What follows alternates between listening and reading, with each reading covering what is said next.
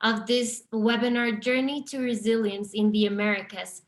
Now, I would like to welcome our second panelist for the session and moderator, who are going to be talking about building resilience for climate. I would like to welcome Nicolas Ramirez, CEO of the GBC Costa Rica, to moderate this session and take us through this very interesting topic. Thank you, Nicolas, for joining us. We can see you now. Thank you, Juanita. Good morning and welcome to the second session of today's webinar, where we will be focusing on building resilience for climate. For those of you who had a chance to review the UN synthesis report that came out last week, you will have noted that there are results that give hope and others that increase a sense of urgency. On one hand, it noted that the efforts and intentions put forth by 113 parties to the Paris Agreement through their updated NDCs, updated as of July 21st, do move the needle significantly towards our global goal of 1.5 degrees Celsius. However, on the other hand, the urgency feels much greater when we see the projections of what to expect in strong commitments, if strong commitments are not made by some of the world's major greenhouse gas emitters, and if financial mechanisms are not put in place to help developing countries implement their goals. The Built Environment Day at COP26 represents an enormous opportunity at a vital moment in time for our well-being and that of our future generations. Hopefully, world leaders will take firm action in response to the recommendations put forth by experts in order to create the impact that is needed on a global scale. Please keep in mind that we will have a couple of poll questions during this session, so be ready to participate, as we'd really like to have your feedback. As well, our panel has prepared an ambitious agenda for our session, but we do have a limited time duration. So I want to let you know that if we do not have time to answer your questions, we will try to follow up by passing them on to our panelists and try to get an answer back to you. Before we get into our panel and our poll questions, I would like to briefly introduce our two panel members. First of all, we have Antonio de la Roca, who is a proactive civil engineer passionate about social, urban, and youth issues with a strong call to serve society. He has experience leading projects and programs to reduce poverty and create system-changing solutions. He is the regional director for Mexico, Central America, and the Caribbean for the NGO Techo International, where he has been working since 2012. He is also an independent consultant for Ecoliner BCIE, preparing a feasibility study for a green housing program in Guatemala. Antonio is a member of the Association of Urban Territorial Planners of Guatemala, where he's been on the part of the board since 2019. We also have with us this morning, Lee Golding DeSantis. She is the Executive Director of Sustainability Products and Solutions, whose mission is to deliver world-class decarbonization solutions to JCI's valued customers. Prior to JCI, from 2014 to 2021, she served as the Chief Operating Officer at SparkFund, a DC-based fintech company she co-founded, where she pioneered an innovation subscription model to drive client sustainability and energy goals. Prior to SparkFund, Lee Golding specialized in clean energy policy, program, and technology support for government, public, and private sector clients at ICF International. She holds a master's in environmental engineering and a bachelor's in civil engineering. Lee and Antonio, would you like to say a few words to greet our audience? We can start perhaps with Lee and then Antonio.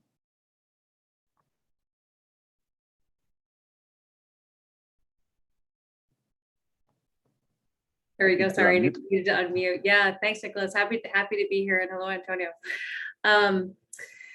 Yeah, you know, when we're thinking about why this is such an important topic to JCI, and I'm really thrilled to be here today. You know, sustainability really is our business at JCI, and we've been laying the foundation with our thoughts and our actions for a long time.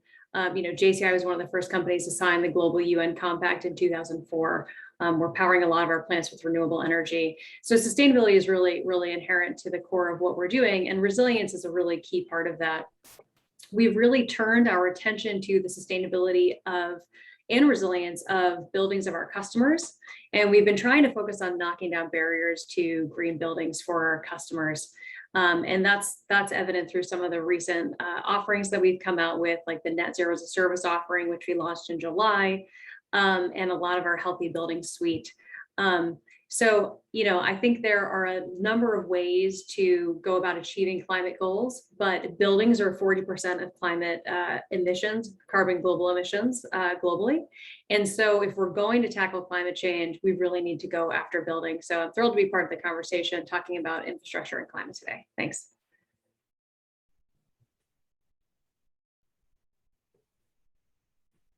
Excellent. I think it's my turn now. Okay.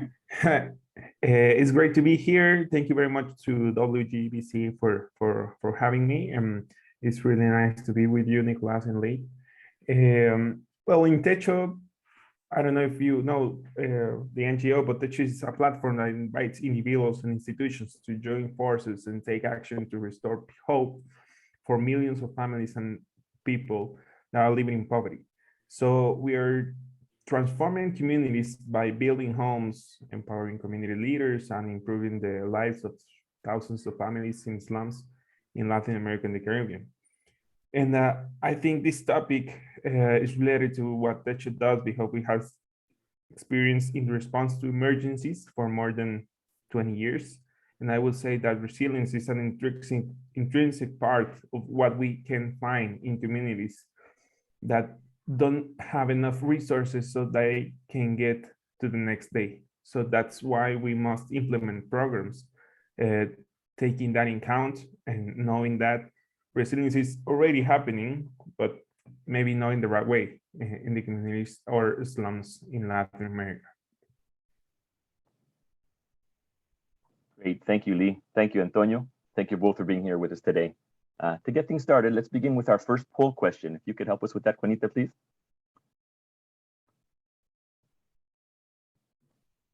Well, we start with our first poll question, which is very simple, not a tough one.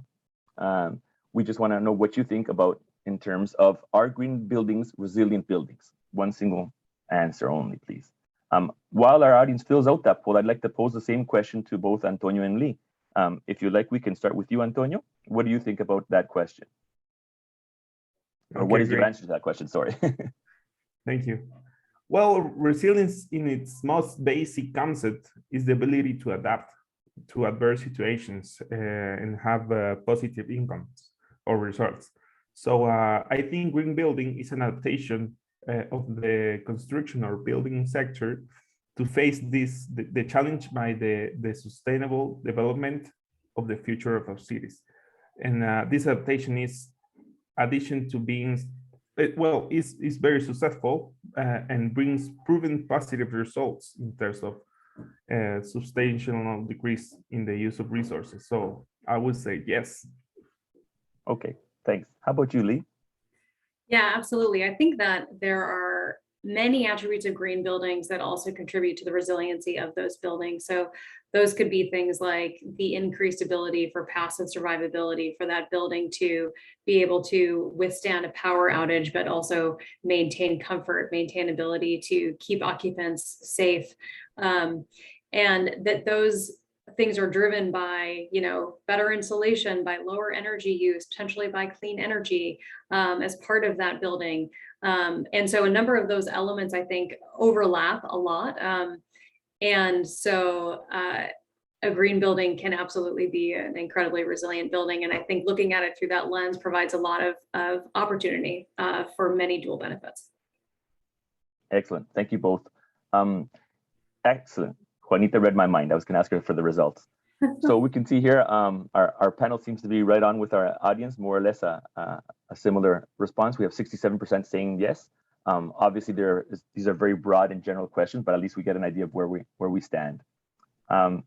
In this case, I think it's important to realize also that sustainability implies a condition to be maintained over time. So green or sustainable buildings, by definition, should be able to maintain their performance over a period of time, withstanding climatic conditions. Now, the question that is interesting here is what kind of climatic conditions should buildings be expected to sustain? I think we'll explore a little bit more about that moving along. So let's get to the next question, or the first question actually for our panel. I'll read it to you both. Why should our climate goals have resilience embedded within? If Lee, you'd like to go first, and then Antonio. Yeah, sure.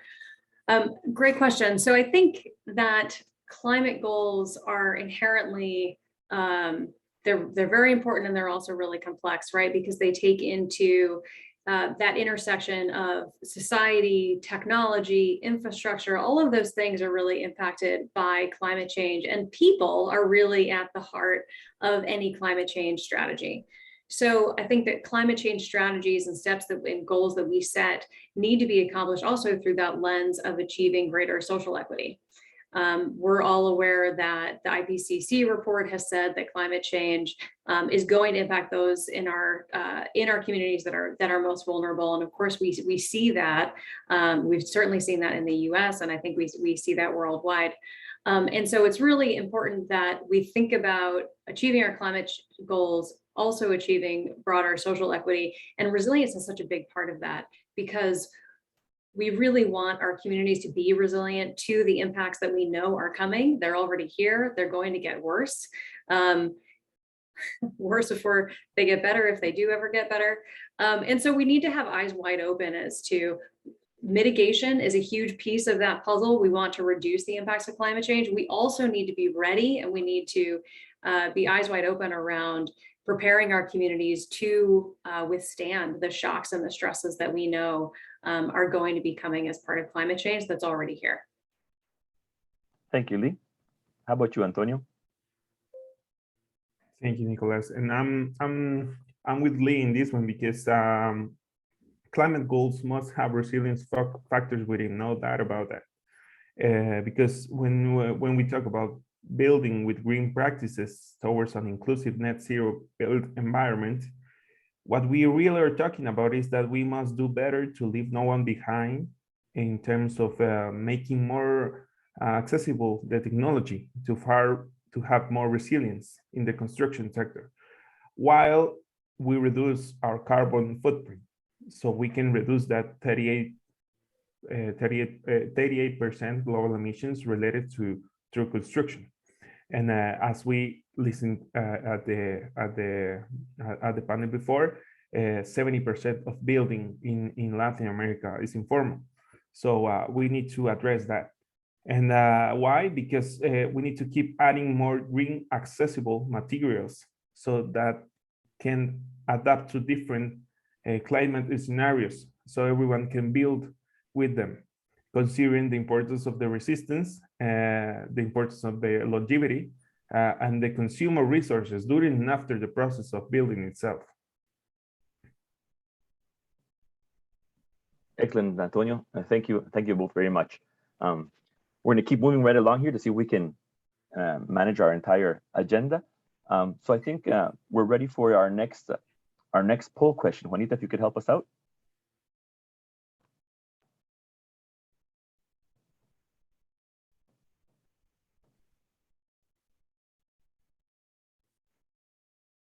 I can read it for you, and there it is. What are the critical barriers to achieve more resilient buildings? So it's multiple choice here, and you can see there are different ones there. Please go ahead and share with us what you think are the most critical barriers for achieving more resilient buildings. And same as last time, I'd like to, while the audience starts filling out the poll, I'd like to ask our panelists to help us out with their view on this. Antonio, we can start with you, and then with Lee. Excellent, thank you very much. Yeah, regarding barriers, I can identify two main barriers, I think, to have more resilient buildings. The first one will be investment, because it is something that you cannot identify as a priority when you are an investor.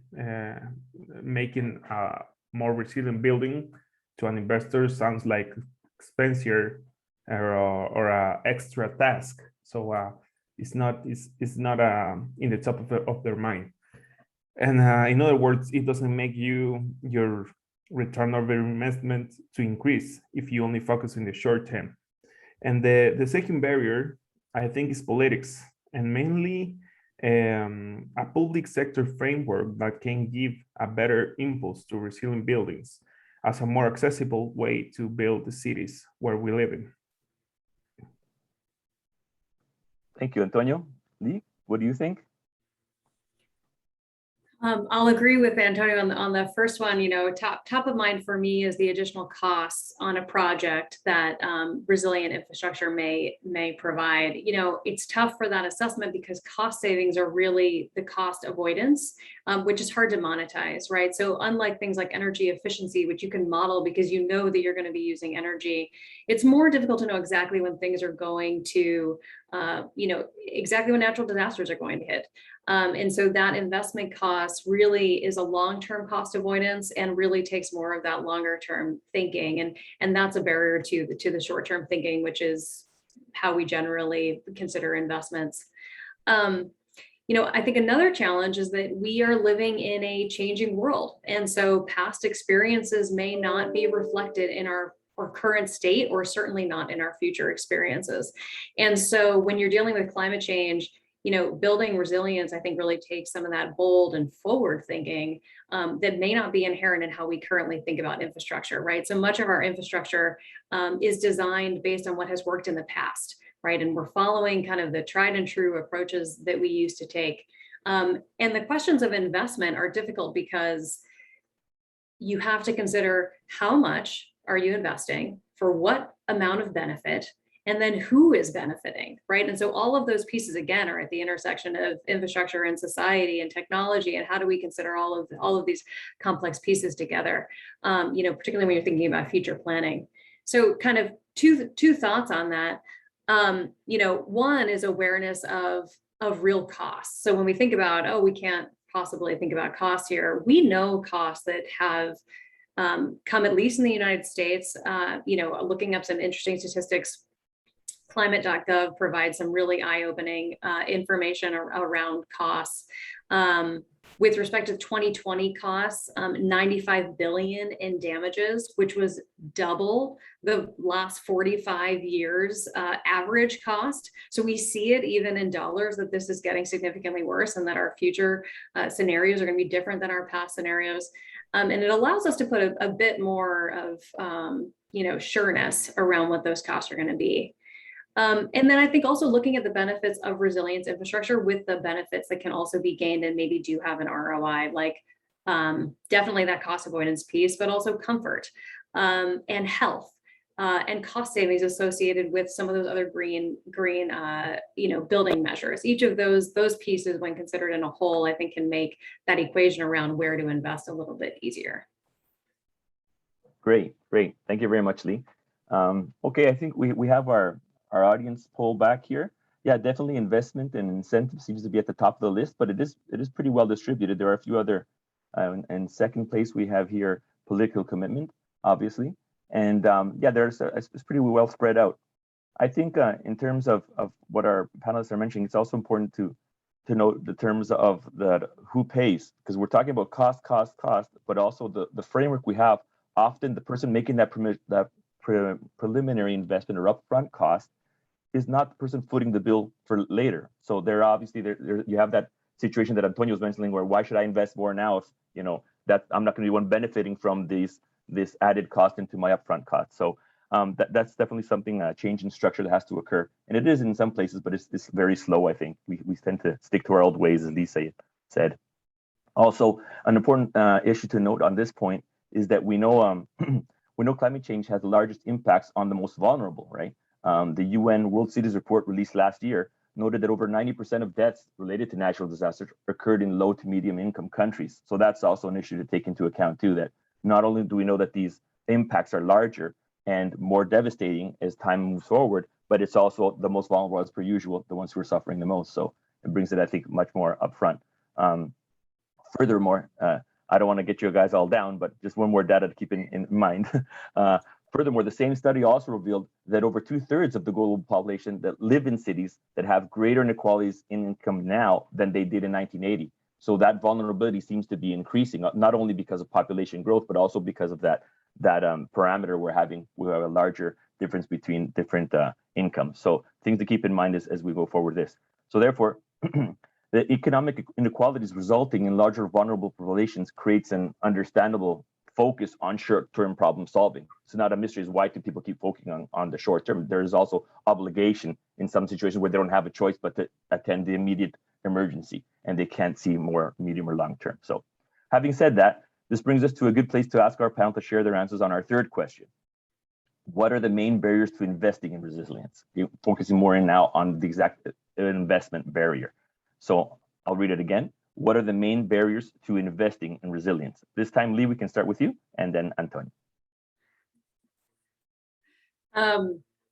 Yeah, I hate to say that, but I think that was what I was talking about before, which is I think the main barriers to investing are the unsureness on the future costs, and maybe also generally a lack of best practices. This is a relatively new investment that we need to be considering, and those strategies, while they may be tried and true in some areas, may not be in all areas. And so you may not have that kind of comfort with respect to those people that are investing in that infrastructure around what are those best practices, and are they really going to work, and do I really trust and understand that these are the right strategies, and also resilience can mean a lot of different things to people. And so, resilience is a broad term. It's being used more frequently now, but there may also be generally, how do you assess it? What exactly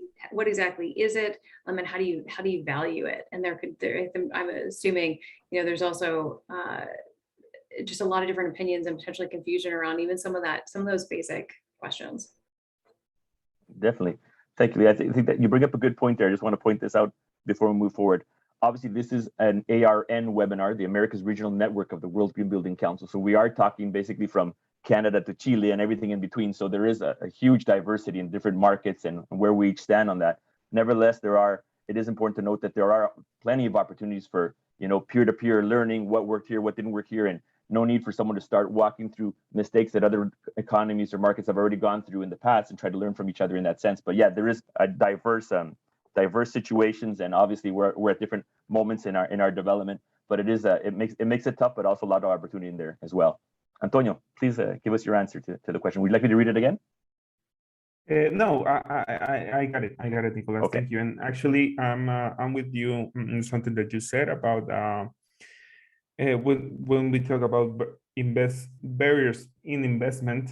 We need to say, or we need to focus on the social.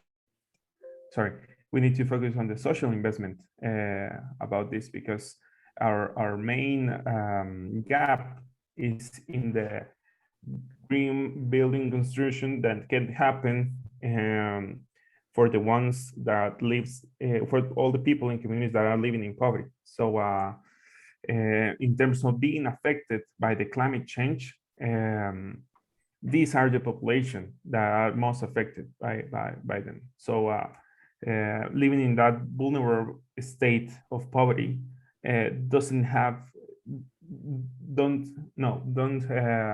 have access to a better place of living, gives to the people like a very short amount of responses that they can do with their homes.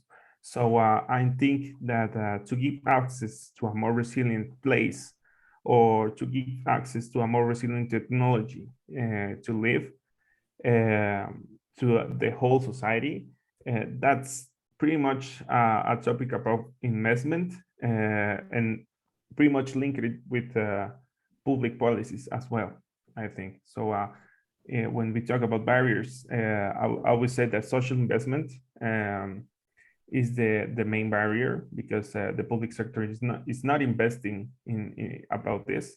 And the second one is, how do we make this spread out through the society, so everyone can have the opportunity to have the materials and the technology to build a house.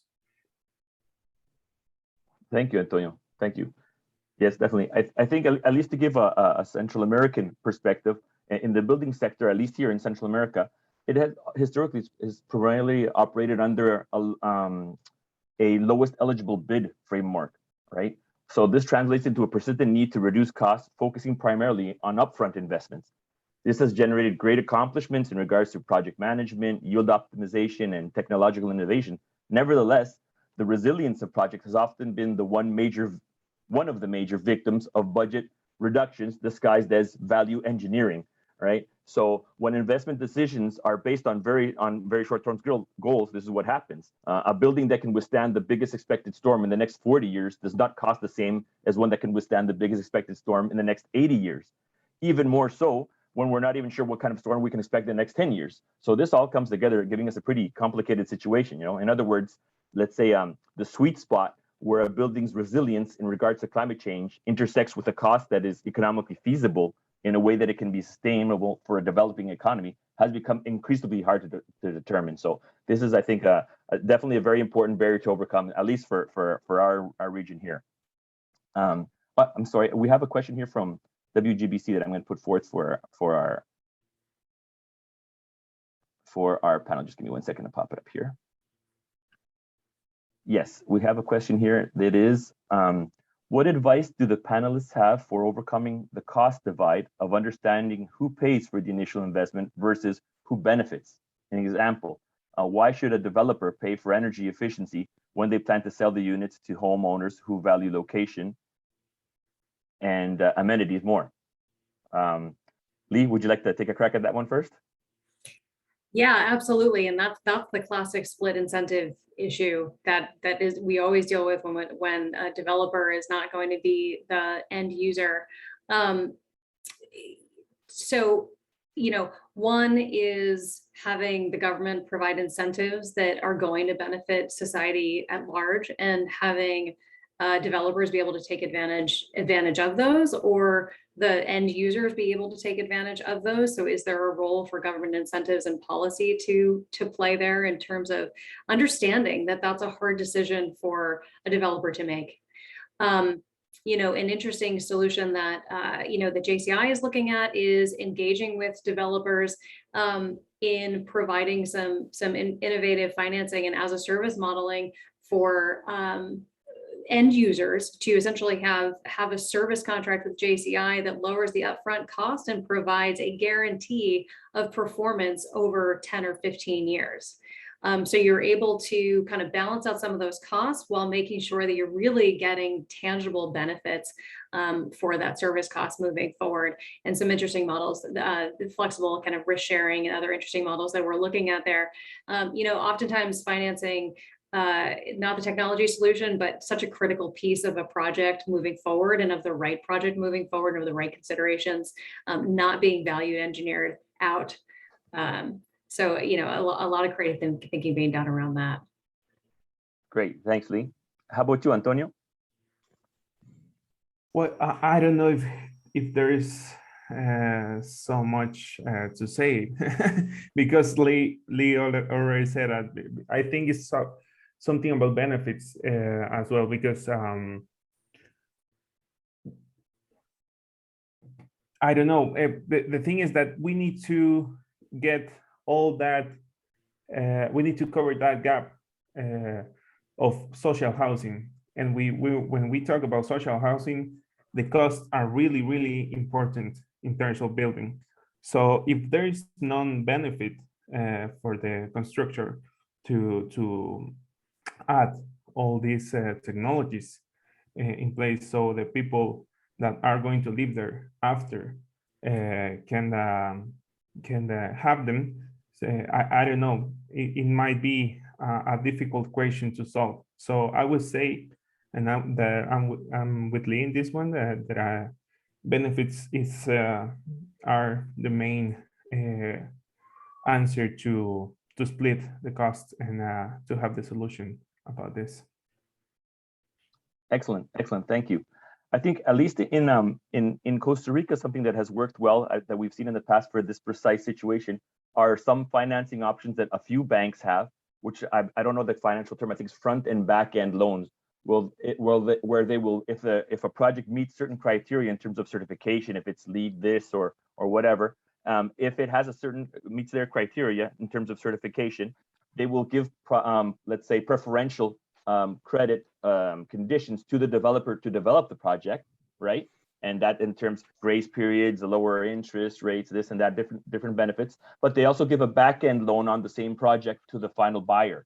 So the buyer will be benefiting in that sense from same thing, better conditions, lower interest, this and that, and different opportunities because the project has certain characteristics. And that obviously is a selling point for the developer. That's something that he can benefit from in terms of better pre-sale percentages and things like that, because it gives them leverage, let's say, to move that project in a great term. And it is in that sense, even though they're not going to be the ones benefiting directly from those savings, let's say in energy bills or water consumption bills, they will have this tool or this let's say this carrot to dangle and help them make a quicker sales up front. So that has worked here, but yeah, it's a tricky subject. I'm going to move along so we don't get caught up for time. Our next question, let's see here. The next question we have for you guys is, how has the sustainable building movement strengthened the market to access strategies, resources, and opportunities to build resilience within cities and countries in the context of preparing or recovering from natural disasters? Either one of you can raise their hand if you want me to read that one again. It's a little long. You guys okay with that one? Yeah, okay. So how about this time we go first with Antonio? Okay, thank you, Nicolas. Well, in Techo, we have responded to several emergencies, like I was telling you before, as a result of natural disasters, like earthquakes, I don't know, in El Salvador in 2001, and in Chile and Haiti in 2010, and a month ago, and Mexico in 2017, hurricanes too in Puerto Rico in 2017, and Guatemala and Honduras last year, Eta and Iota, and the fire volcano eruption in Guatemala too in 2018. We have experience in this emergency response. And with the years, all this experience on the field made us see that it's important to improve in the answers that we give and that we design for these projects. Because at the beginning, we thought that the more easy to implement solutions, the better. But now we think that the more sustainable and resilient solutions, the better, because we work with communities that probably won't have another solution in the near future. And what happens if another hurricane hits tomorrow? A house is not only infrastructure. A house is also an opportunity to start over and to have access to a better future for the next generations.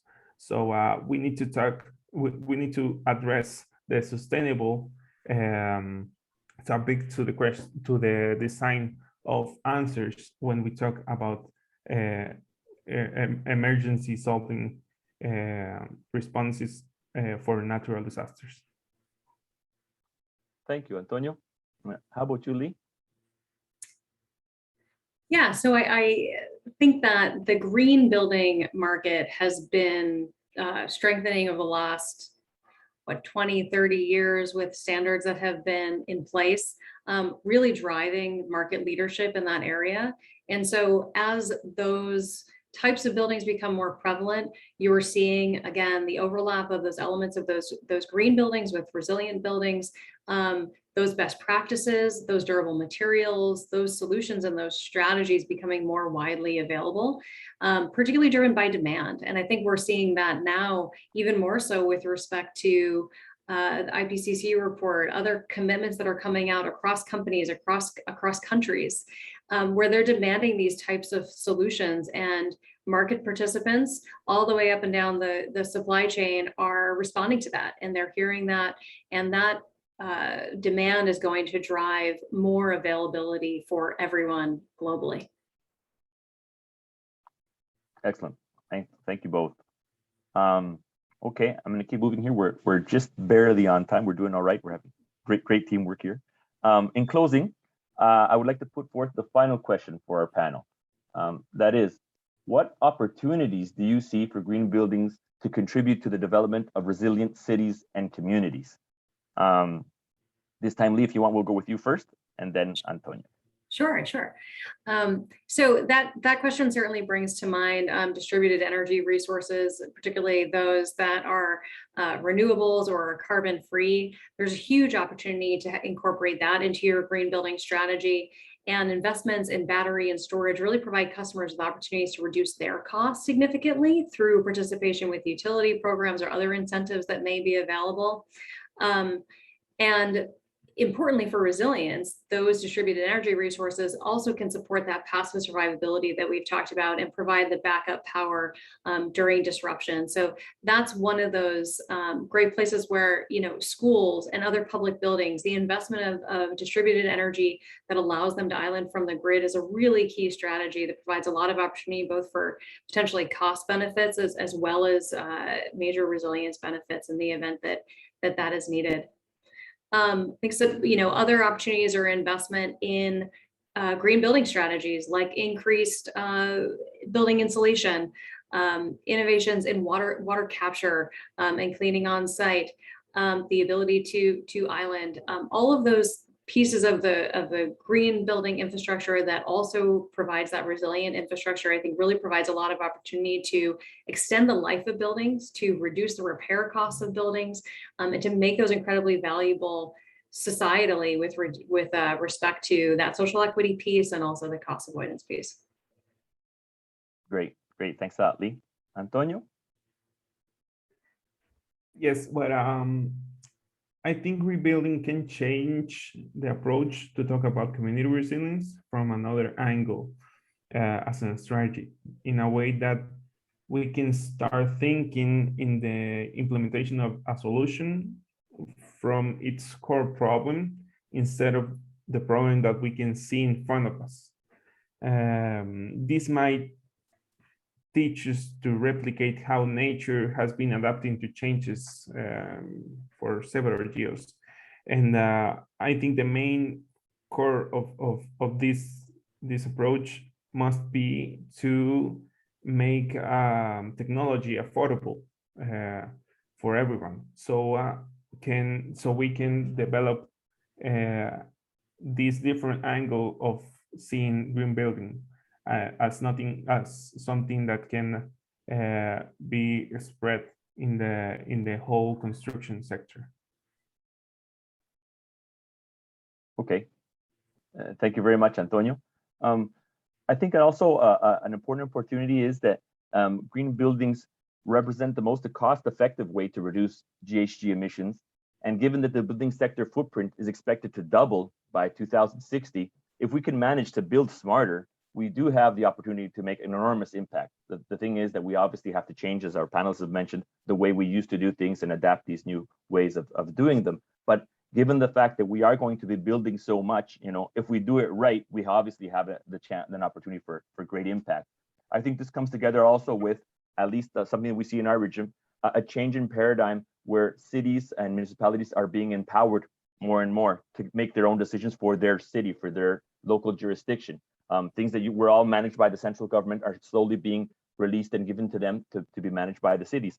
So you have international programs like the ones that WRI runs or that the World Green Building Council is involved with, where we're actually engaging with cities and helping them learn from each other and, let's say, accelerate the way that policy is being adapted and impacting their local communities, which, as we know, is where, I think you guys say, where the tire meets the road, where you actually get like impact and traction, you start to see things happen. So I think that change in paradigm where municipalities are being empowered really is also a great opportunity to get things done quickly and learn from others quickly. Let's see here. Okay, in terms of, we're just about at the end of our time. We're doing very well. I'd like to know if there are any closing remarks from either one of you. Anything you'd like to say to the audience based on what we've talked about, or leave them with thoughts or homework or anything like that. Antonio, this time, if you like, we'll start with you. Okay, excellent. I will say that, yeah, we don't have to forget that when we talk about climate change, we're talking about communities that live in a poverty situation and that are continuously affected by their effects. So we need to develop more sustainable solutions that can reach that public. Otherwise, we are just focusing on the tip of the iceberg. I think that's mainly the message that I want to give to the audience, and to take in mind that we need to develop a more affordable solution, so we can work with others and with the people to solve this issue. Thank you, Antonio. Lee, any closing arguments, remarks on your behalf? Thanks. Conversations like this, I think, really drive home the need and the urgency to have more green building, to have more resilient building. Really driving home the thing that I'm focused on every day, which is at JCI, really providing those solutions to customers to allow them to take a leadership position here and make it easy for them to make those tough decisions. Decarbonization continues to be a huge focus. Resilient continues to be a huge focus. I feel stronger in this work after having this conversation. So thanks so much for the ability to participate. Great, excellent. Well, in that case, on behalf of the GPCs that can form the Americas Regional Network, I would like to thank both Lee and Antonio for being with us here today and sharing their valuable insight and experience with our audience. For our audience, if you would like to find more resources regarding some of the topics that we've discussed in this session, please feel free to visit the World GBC website and contact your local GBC to find out how you can get involved in local initiatives that contribute to global goals. Thank you for joining us.